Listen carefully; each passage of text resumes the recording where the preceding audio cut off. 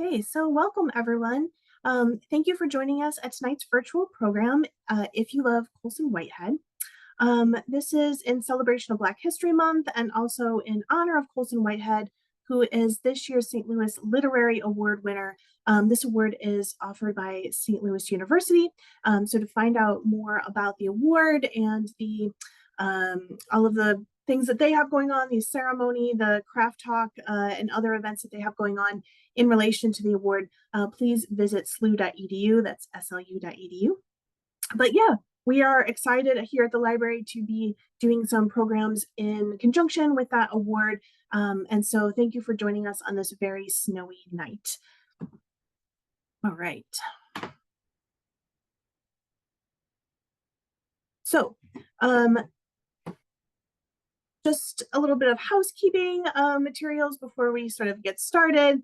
Tonight's program is in a webinar format, so that means that your camera and microphone are not active. So feel free to enter questions for us via the chat, and we will enter them as time allows. So yeah, tonight's presenters. I am Sarah. I'm a librarian here in the Adult Services Department at St. Louis County Library. I'm joined tonight by Tammy from the Parkview branch, and as well as Harry, also from Adult Services. We are going to be talking about Colson Whitehead's works. I'm going to start with some information about Whitehead, so about his biography and some information about his like what's appealing about his books and that kind of thing. And then we're each going to do some picks. So we're going to talk about one Whitehead book as well as some read-alikes for that book. So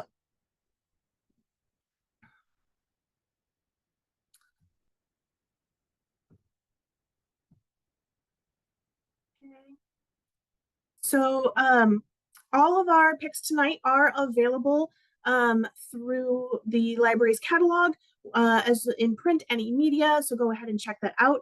I did send a handout via email earlier this afternoon that does have all of the picks that we have talked about. If you click on the covers, it'll take you to our catalog so you can place a hold and request some of those. It also has some information about some upcoming programs that we have in celebration of this award, as well as a link to the award information at SLU. Okay.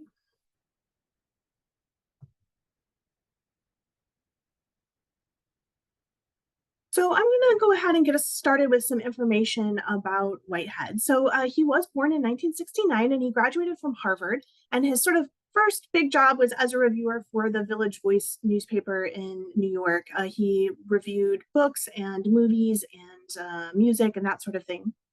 His first novel, which I'm going to talk about tonight, is The Intuitionist. It was a finalist for the Penn-Hemingway Award. And then his breakout novel was The Underground Railroad, which won the Pulitzer and the National Book Award. The Underground Railroad, we don't have someone talking about it tonight, but it is really excellent. I've read that one too. It sort of uses this idea of like a literal underground railroad as you know, the railroad that goes underground. And each of the states that they stop in kind of talks about different aspects of Black history. It's really great. So especially if, you know, for Black History Month, if you haven't read Underground Railroad, definitely try that one out. And then Nickel Boys, his next novel, Nickel Boys, also won the Pulitzer Prize and has recently been adapted into a film. It's out right now, so check that one out. His most recent books include the Harlem Trilogy, which has 2 installments that are now available, and Tammy's going to be talking about one of those. And you can find out more about Whitehead on his website. So what makes his books so appealing? Well, they span genres, right? So including literary, historical fiction, crime fiction, speculative fiction like sci-fi and fantasy. And his writing appeals include really well-crafted characters, a strong sense of place. So whether that is a real place or a like science fiction sort of fantasy place, it has all of these really immersive details. His works involve sharp social commentary and pointed humor and satire that kind of make up that commentary, as well as a lot of pop culture references. And his books tend to be very stylistically complex. So several of them have multiple narrators or multiple plot lines that come together, different kind of symbolic and metaphorical layers. And so with that introduction, we're going to go ahead and pop in and have Tammy share her pick. So why don't you take it away, Tammy? All righty. Good evening, everybody. My first pick is a Colson Whitehead. Like Sarah said, this is a part of a trilogy. This is the second book in the trilogy. It's Crook Manifesto, a novel. This book is divided into 3 sections. In 1971, in the city of New York, it's in turmoil, and there's a shooting war between the NYPD and the Black Liberation Army. Ray Carney owns a furniture store in Harlem, which is admirable because Ray is used to dealing in stolen goods. Ray is trying to stay on the straight and narrow, but his daughter wants tickets to the Jackson 5 concert, and those tickets are sold out. Wanting to be a good father and get his children the things that they want, that pulls him back into the underworld. He turns to an old friend, Munson, who happens to be a crooked cop. As the story progresses, we find ourselves in 1973, where a new group of crime bosses have taken over. It's getting harder and harder for Ray to do things, and he finds himself in the belly of the beast, so to speak. The final part of the story moves us to 1976. Ray's wife, Elizabeth, is campaigning for her friend Alexander Oakes. There's so much turmoil, and one of Carney's tenants is severely injured in a fire. Ray asks his friend Pepper to help find out who started the fire, and this catapults Ray and Pepper deeper and deeper into the crime underworld. If you're looking for a story that has many layers and you like gritty stories, then this book is for you. The next one is considered a classic by some. It's Man-Child in the Promised Land by Claude Brown. First published in 1965, this book is what Dr. Lynette Woolford calls a quasi-autobiographical novel. The main character, Sonny, is based off the author Claude Brown. It starts with Sonny being shot while stealing bedspreads off of a laundry clothesline in the 1930s. After he recovers from being shot, he's sent to a juvenile detention center. His life of crime continues throughout his teenage years, and he sees his friends and some of his family members, they're drug addicted or they end up dying. He knows that there is a better life for him, and through his experiences, he begins to gradually change his life. He discovers education, acquires his high school diploma, and receives a scholarship to Howard University, where he eventually became a writer. If you love a redemption story that is again gritty and has some strong adult themes, then this book is for you. This is my favorite book out of all my picks tonight. Never Saw Me Coming: How I Outsmarted the FBI and the entire banking system and pocketed $40 million by Tanya Smith. This book took me on a ride I'll never forget. Named Editor's Pick and one of Amazon's best books from August of 2024 comes the story of Tanya Smith. What started out as an interest in technology and information turned Tanya Smith into a stone cold criminal. This book starts with Tanya walking out of prison posing as a lawyer. Her friends helped her escape. Though she was caught shortly thereafter, it just showed how elusive she was. Growing up in the middle class in Minnesota, you would have never thought Tanya, along with her twin sister, would become a computer-savvy scam artist. It all started when she dialed her way through the phone book and found Michael Jackson's phone number. She then stole her mom's credit card, went to the airport, bought tickets for her and her twin sister and their friends to fly to LA to go to Michael Jackson's house. Now, this is in like the 70s, I think. And she made her way all the way to the gate before she was stopped by Michael Jackson's mother. But her curiosity didn't stop there. She obtained banking information by posing as a bank employee. She deposited $5,000 into her grandmother's bank account when she needed help, and her grandmother thought it was a bank error. She paid for her friends' utility bills by scamming the bank. By the time she was 18, she had millions. The FBI was hot on her tail, and as they said, they could never believe a Black person would be smart enough to do all the things she could have done to manipulate the banking system. That did nothing but fuel her fire. But through all her schemes, she would pay the cost. She talked about how she wasn't around to raise her children because she was in prison. Her parents were disappointed in her. Her sister became addicted to drugs. Eventually, she defends herself in court and is released from prison. If you like nostalgia, intrigue, and a story that is sure to have all your friends talking and have your head spinning, then this book is for you. Let me say, I read an article about her in the Guardian newspaper, and if you saw her picture, you wouldn't believe that she was a scammer. It's an unbelievable story. The next book on my list is The World According to Fannie Davis, My Mother's Life in the Detroit Numbers by Bridget Davis. It's 1958. We're in Detroit. Barry Gordy has borrowed $800 and founded Motown Records. On the other side of town, though, Fannie Davis has come to the Motor City from Nashville, Tennessee, part of the Great Migration. She's bought $100 from her brother to run some numbers, what is known today as the lottery. But she is running the numbers out of her apartment on Delaware Street. Bridget Davis's mother ran the lottery business, or what they call the numbers, for 34 years. With this business, she was able to send her children to the best schools. They wore the best clothes. They had everything. She provided a loving home, and Bridget said that she was the best mother.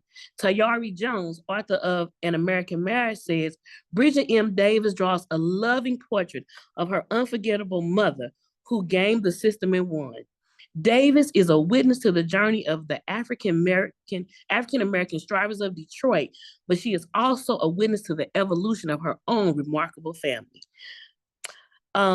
This book is great. I also love this book because you see pictures of Fannie and their family. You see pictures of Bridget, and it's just a good book. You look through it and you see Fannie Davis on the phone from the 1980s taking somebody's numbers down.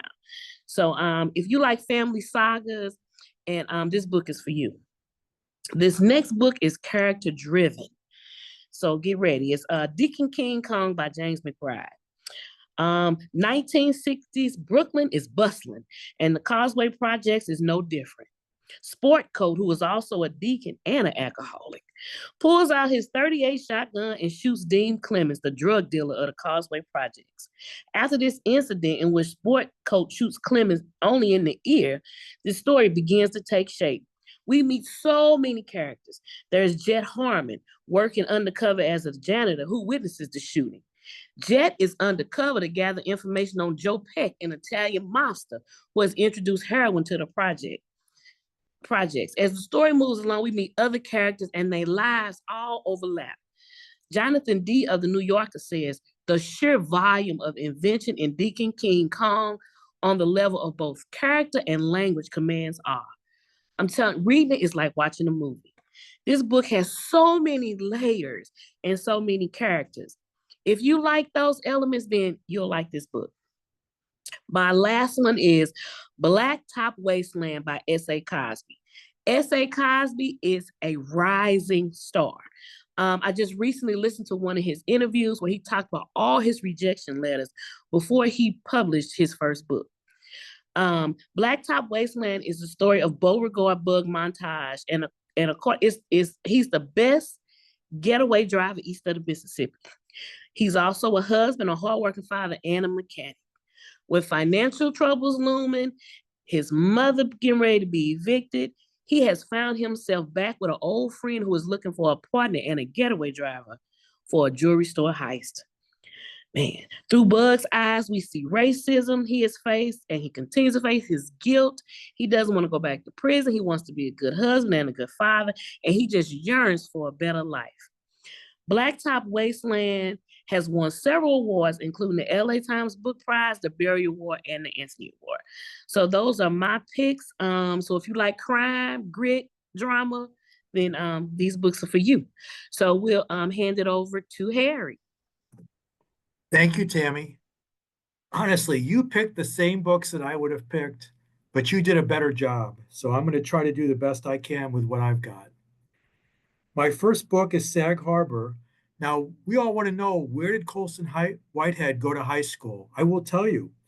He went to Trinity School in New York City. Who are some of the famous alums of Trinity School? How about Eric Trump, Oliver Stone, Lackland and James Murdoch, John and Patrick McEnroe. So this is an elite New York City prep school, which sends, I believe, the highest percentage of graduates to Ivy League schools. He's one of four children. His parents owned a successful executive recruiting firm. They created the firm because his father was a recruiter and was told by a large company, we don't really have a need to recruit Black executives.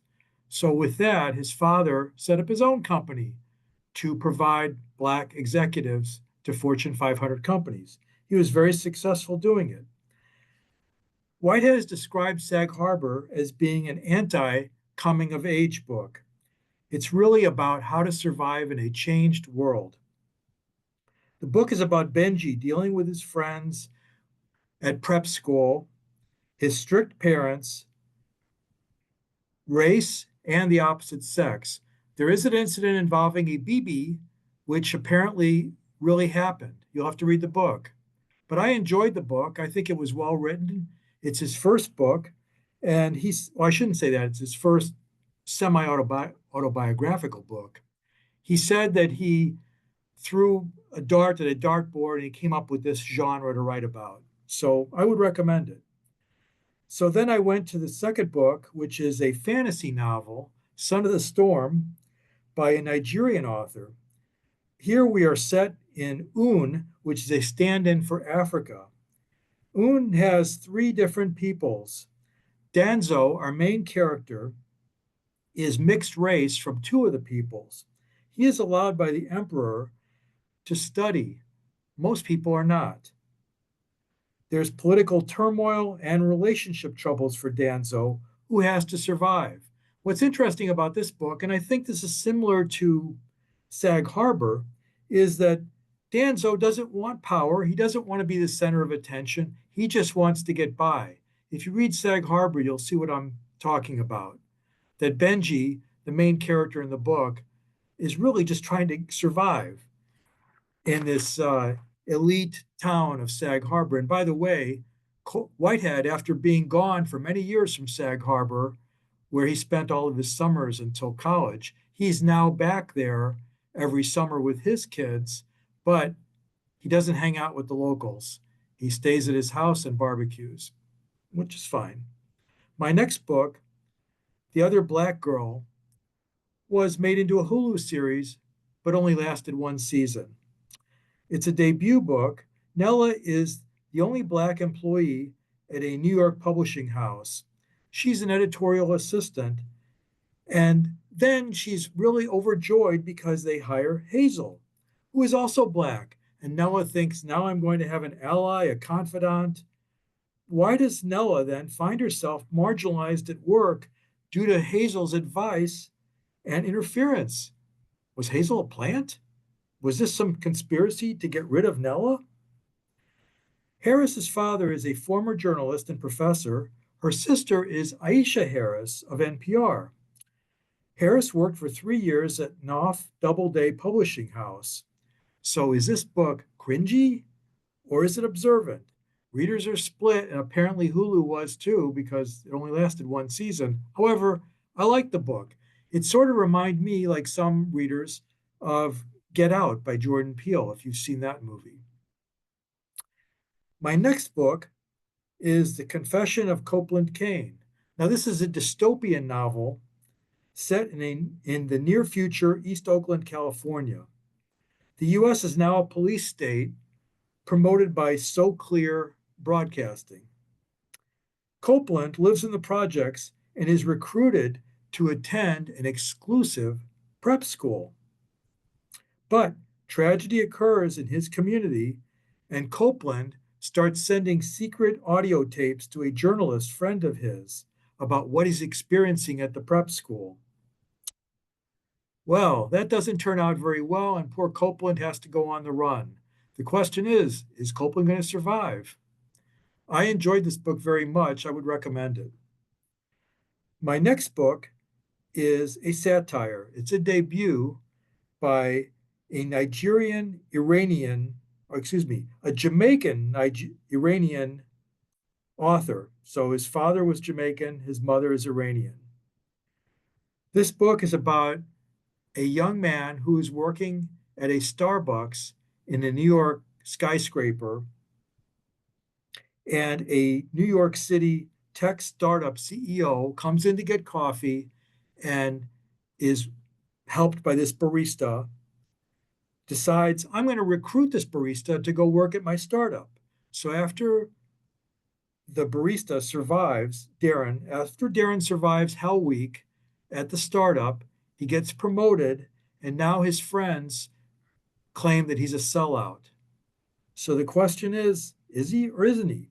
This book is part sales manual, part life coach, and it really goes off the rails in the last two parts of the book, which I won't spoil for you, as Darren has to decide, what am I going to do with myself? The author managed a team of 30 people at a New York City startup in 2016, so maybe he knows what he's writing about. The only content warning I would say is that this book has a tremendous amount of profanity, but it's okay. As long as you can tolerate that, it's part of the charm of the book. It's a satire, so Darren wants to get his point across. My last book is Immortal Dark. Now, I had to give you a romantasy book because that's such a hot genre, but not just a romantasy, but a black vampire romantasy. And it's a coming of age. This Ethiopian writer, based in Australia, wrote a dark academy book about an orphaned heiress named Kidan who is looking for her missing sister, June. Where did June go? June was abducted by a cruel yet captivating vampire named Susenyos. So we've got all kinds of drama here. This is like a kind of book that Tammy would have picked, I think. We've got morally gray characters, we've got a coming of age, and we've got vampires. It's got all the ingredients for a great romantasy. I'm going to pass the baton back to Sarah now.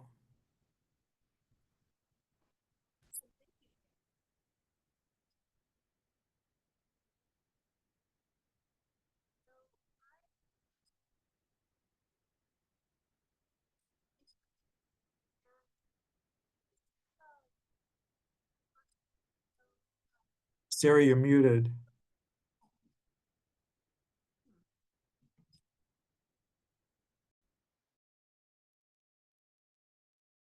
Can you hear me now?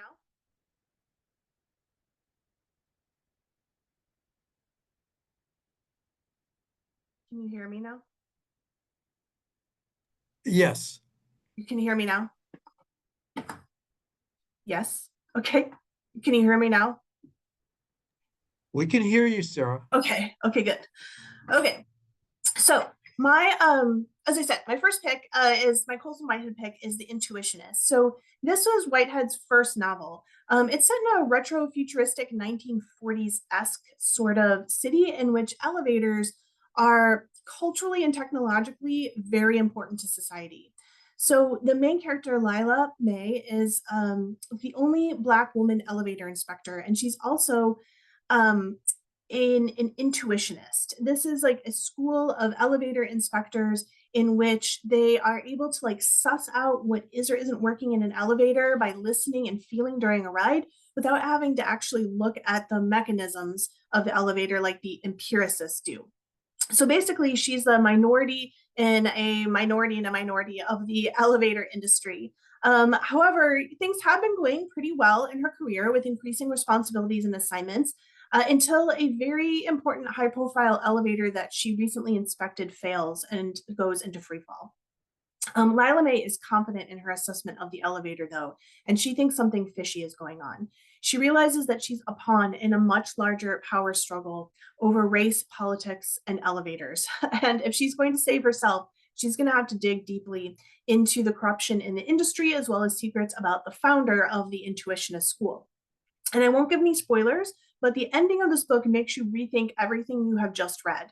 So in many ways, this book introduces the themes and genres that Whitehead explores in the rest of his career. So speculative fiction, like science fiction and fantasy, alternate history, crime, corruption, racism, and sexism, all with the lyrical writing and complex style that he's become known for. So if you're a fan of Whitehead, and you haven't checked out his first book, you definitely should.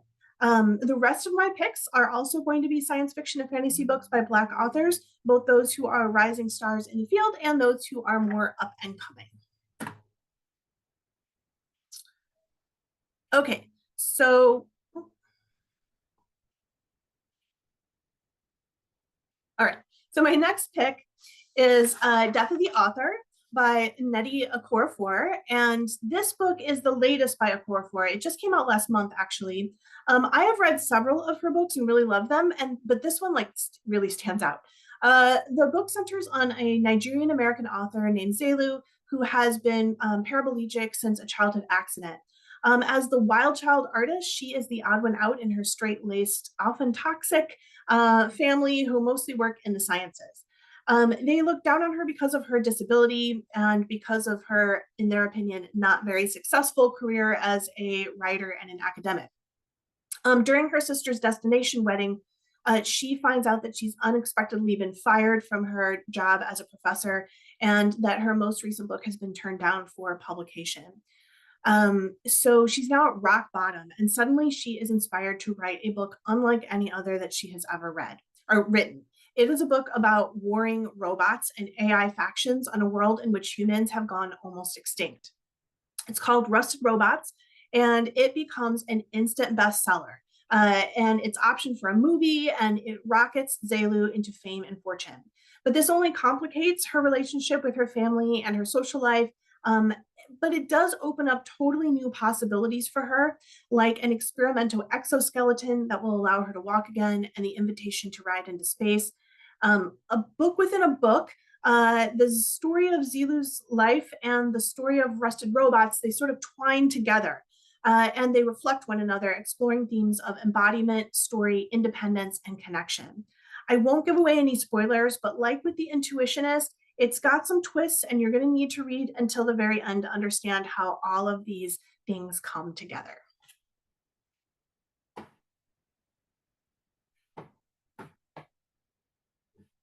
Okay, my next pick is Changing All Stars by Nana Kwame Adjei-Brenyah.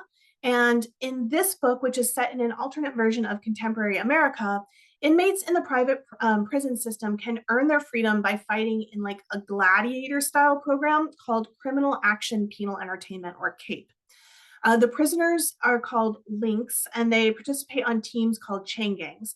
Audiences pack stadiums and tune in on TV to watch these bloody, exciting battles to the death, and corporate sponsors rake in the cash. The two most famous fighters are women teammates and lovers, Loretta Thurwar and Hamara Hurricane Stacker. Thurwar, after serving and surviving in Cape for 3 years, is very close to winning her freedom. She's like at the top of her game. But the closer she gets to winning her freedom, the more she worries about leaving Stacks and the other inmates behind. This book follows these two charismatic fighters, tensions between the different chain gangs, the protest movement fighting to end Cape, and the corporate prison owners who continue upping the ante in order to keep it, quote, entertaining and profitable. All these threads come together, barreling down in an action-packed climax. Now, just a warning, this book is really quite violent. But like Colson Whitehead's work, it's also full of sly satire and complex characters that you'll root for and against. And the violence is really there to make a point about race and economics in our society, not just to like titillate or entertain. So if you love this sort of battle style dystopia like the Hunger Games, Battle Royale, or Squid Game, then definitely check this one out.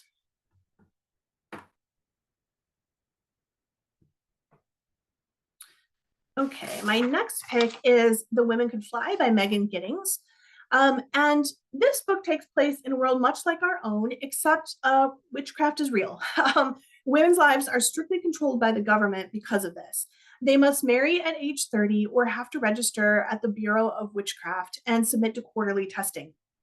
Like in The Intuitionist, this book focuses on a woman who must unravel a mystery about race, gender, and the powers that be. Josephine is 28 and rapidly approaching that cutoff, even though she's only casually dating a guy who she likes but isn't particularly interested in marrying. She enjoys her freedom as a young woman and her job as a curator at the Museum of Cursed Art. And she's trying not to think about how all of that will end soon. Her mother, Tiana, had always told her that witchcraft wasn't real and that it was just an excuse to keep women down. But then her mother disappeared under unusual circumstances and accusations of witchcraft. Now presumed dead, Josephine receives a mysterious inheritance from her mother that she can only claim after completing a fairy tale like quest on an island that supposedly only appears every 7 years. There, she will find answers about her mother, witchcraft, and what it means to be free. If you loved The Handmaid's Tale, but you wish it were updated for today's world and had a bit more about race and sexuality in addition to gender, then you should definitely check this one out. It's a fun one. I mean, even though it's kind of dark, but you know what I mean if you like The Handmaid's Tale. Okay, my next pick is The World Wasn't Ready for You by Justin C. Key. This short story collection includes 8 pieces spanning the horror, science fiction, and alternate history genres, but they all feature Black characters drawn with incredible complexity and depth. Like Whitehead, Justin C. Key uses these genre tropes to explore systems of racism and oppression, but with a focus on really well-drawn, realistic characters. Key is actually a practicing psychologist, and it definitely shows in his focus on the character's feelings and motivations as portrayed through nuanced dialogue and descriptions of body language. He's able to show how big concepts like medical racism, criminal justice reform, and AI play into personal emotional journeys. The titular story, The World Wasn't Ready for You, is the last one in the collection, and it's about a widowed human father's attempt to connect with and protect his half-alien son from a world where fear and bigotry reigns. It was featured last year on LeVar Burton's podcast, LeVar Burton Reads, where he reads aloud short stories that he loves, mostly science fiction and fantasy. So definitely check out this lovely performance. Burton also talks about why he chose this story and like why it resonated for him personally on the podcast. Yeah, definitely check out LeVar Burton Reads this particular episode, which came out last year, as well as all of the previous seasons. It's such a great podcast, and it's available for free wherever you get your podcasts.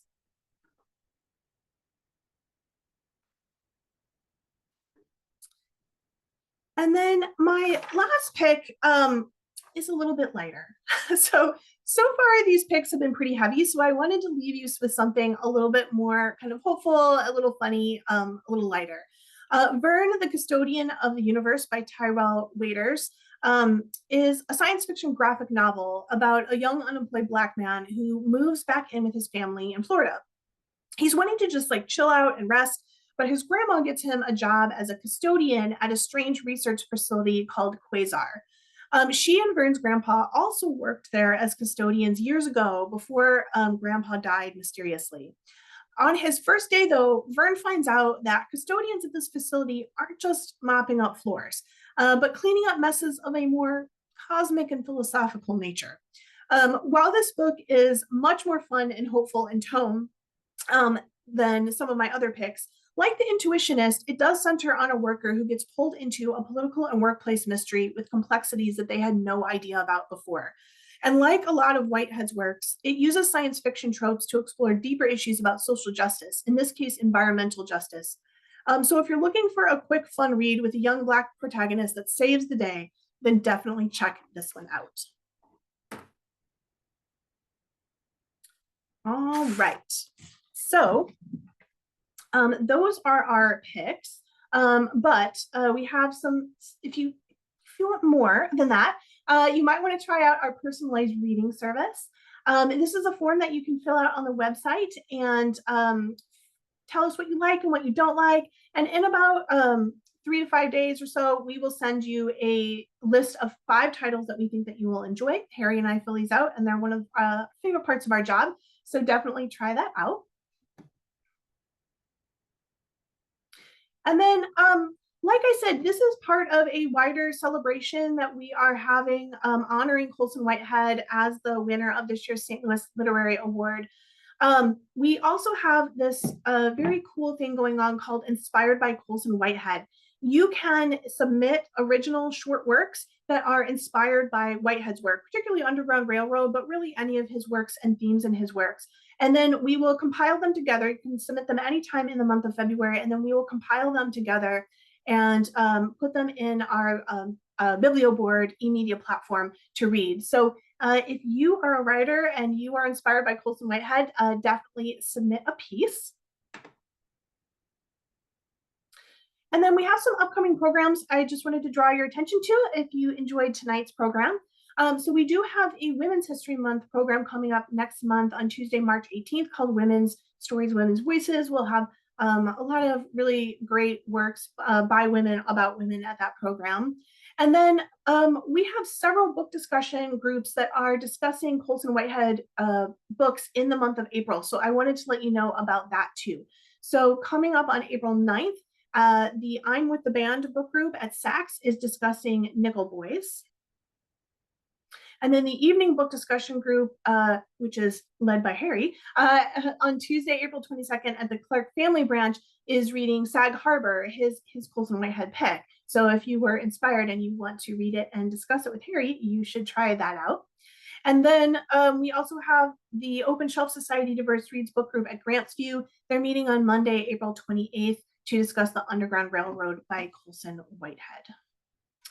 So, yeah, I think we have plenty of time for questions. I think I might have seen some things in the chat. So if you have any questions for us, go ahead and put those in the chat. I'm gonna stop sharing my screen and put us into gallery view. And Harry and Tammy, if you want to turn your cameras on, we can take some questions here. Let's see. I do have one question so far in the chat. So if you have more questions for us, just go ahead and put those in the chat. One of our viewers, Tammy, has a question about Crook Manifesto. You mentioned it's the second in a series.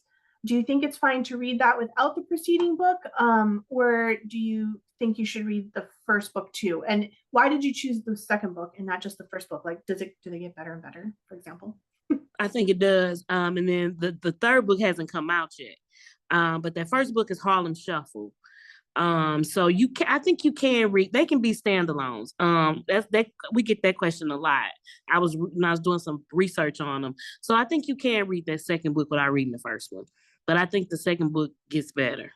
And the third one isn't out yet. Yeah, I just put Harlem Shuffle in the chat there. Harry, I know you read both of those. What do you almost wanted to do one of the other Harlem trilogy books? Yeah. Oh, I think you're muted. You're muted. Oh, okay. We're having a lot of weird technical difficulties today. Yeah, we can't hear you.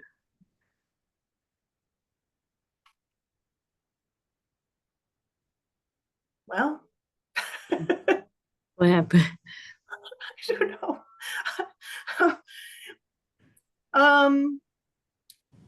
Well, if anyone else has any questions, go ahead and put those in the chat.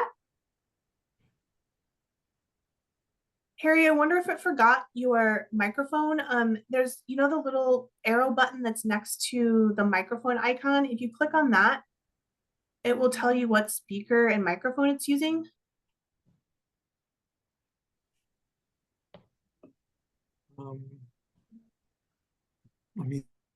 Okay, how's that? There you go. I just changed the setting. I mean, I didn't do anything before. Oh, now you're really quiet again. I don't know. Thank you, everyone, for being really patient with us. We've had some kind of strange things going on tonight, technically. Okay. Yeah, you're like really quiet. It's strange. Oh, wow. All right. Does anyone else have any other questions in the chat?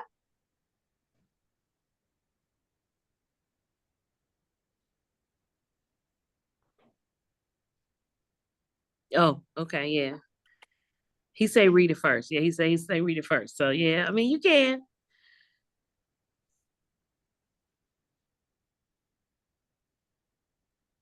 All right. Oh, Yeah. but Harry Book says two is better. book two is Yeah, better. better. Yeah. Yeah. Yeah. Mm-hmm. And I think he's working on 3 right now, so that one should be, Mm-hmm. I think, his next book out. Um, and now Harry's raising his hand. Thank you, everyone, for being patient with our strange things. Oh, okay. Yeah, we did have a question for joining Harry's book group. So I believe for Harry's book group, you'll want to place copies on hold yourself. You can just search for Sag Harbor. He's typing in the chat, I think.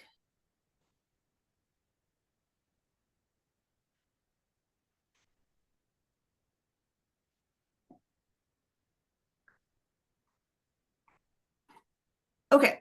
So yeah, so he says he has limited copies to hand out to his group, and you can also get it as an ebook or an e-audio book. So so that one's good. Tammy, if let's see, and then the other 2 groups, I believe that they have some copies at the front desk, but you can also just place copies on hold for yourself.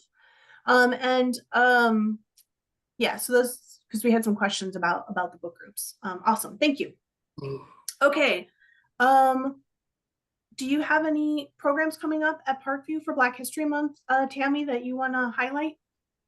I think most of our programs are done for Black History Month, but I am in a virtual book group with women from all over the country. And next month we're reading Harlem Rhapsody by Victoria Christopher Murray. She was just at the library a couple of weeks ago. The book is very popular. It's gotten a lot of good reviews and it's very popular. So we're reading that one next month. So that one's a hot one. So if you want to pick up something for Black History Month, then that one's coming. And then also the first African American Rockette should be at the library on Friday. The book is called Spectacular. And that looks like that's going to be a good one too. Should be at Clark Family on Friday. Yeah, we've had some good. Mm-hmm. We have some good ones this year. Good ones this year. Yeah. We sure have. Yeah. We sure have. Awesome.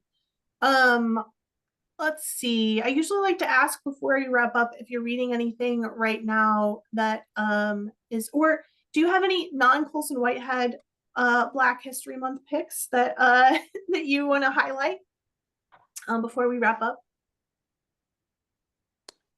Well, let's see. I read so many. I read a lot. That's that Harlem Rhapsody. Let's see.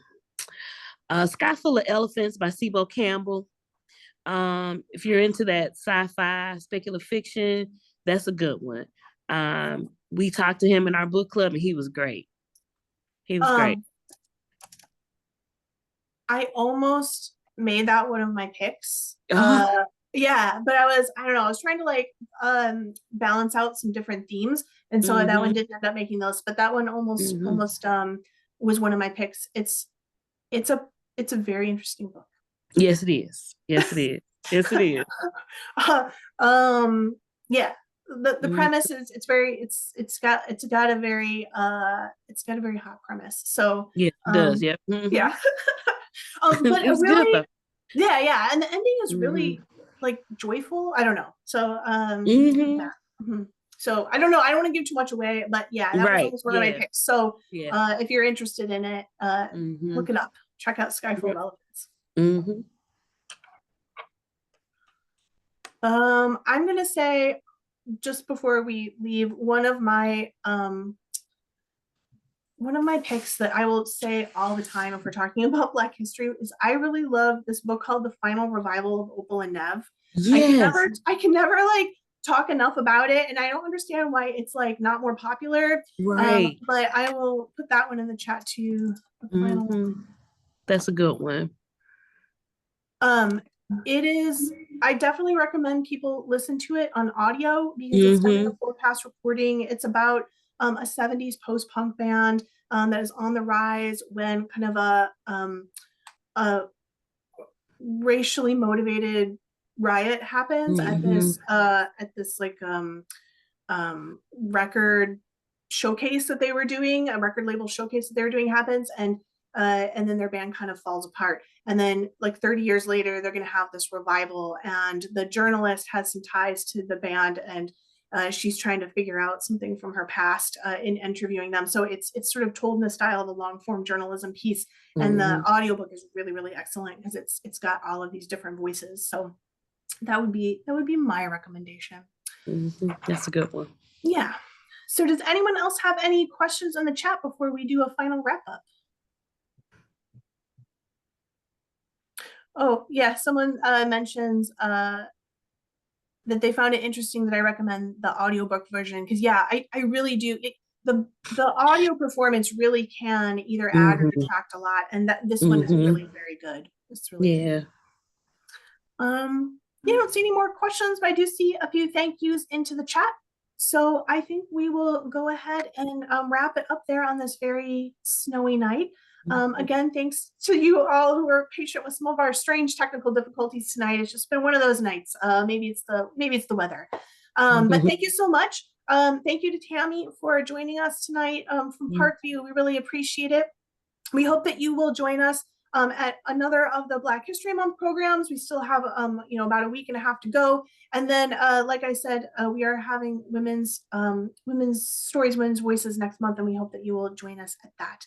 So everyone have a great evening, and we'll see you next time. Bye-bye. Bye-bye. Bye-bye.